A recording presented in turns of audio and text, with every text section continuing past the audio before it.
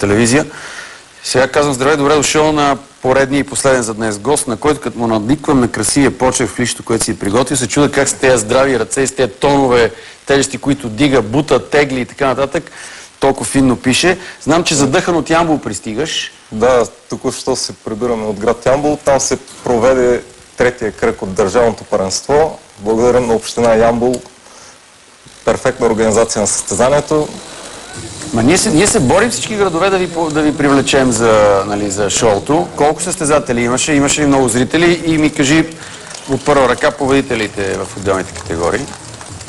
Значи, аз съм победител от вчерашното състезание. Затова си и тук, разбира се, така.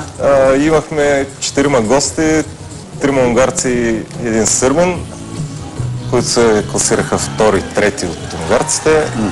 И също ти си един от двамата и най-силни състезатели Здравко Занев, другия Стоян Тодорчев, който е в Москва и чакаме да научим какво е направил. Там участва в сериозна конкуренция. Да, в Москва също е много силно състезание. Аз знам обаче, че шефа на вашата федерация Мирон Йорданов много се надява на 22 юни в София да е най-голямата конкуренция и най-голямото шоу. Напомнете още веднъж какво ще правите ти и Стоян там. Значи в следващата неделя на 22 юни пред Народния театър Иван Вазов ще се проведе кръг от световното първенство по силов многобой Джак Даниел Шампионска лига под патронажа на столичния кмет господин Бойко Борисов и под мотото "Силните срещу дрогата". Вие не избирате хубаво така мото, да стимулирате младите да дойдат да ви гледат. Безплатен ли ще е? Да, разбира се, безплатен.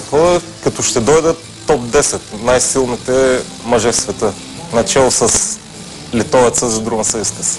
Кои дисциплини? Всичките ли дисциплини ще бъдат включени? Тегляне на камион? Да. Фермерска разходка? Едни от най-атрактивните 6 дисциплини ще бъдат включени.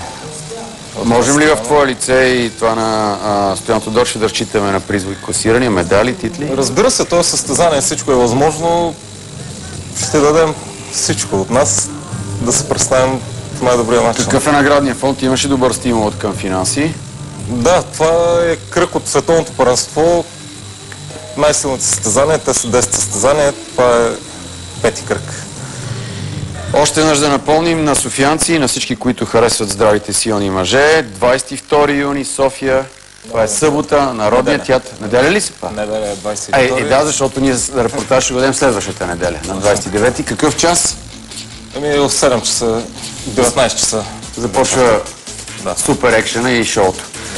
Не го пропускайте, както и спортен свят следващата неделя, 13:30. Сега останете с програмата на Нова телевизия.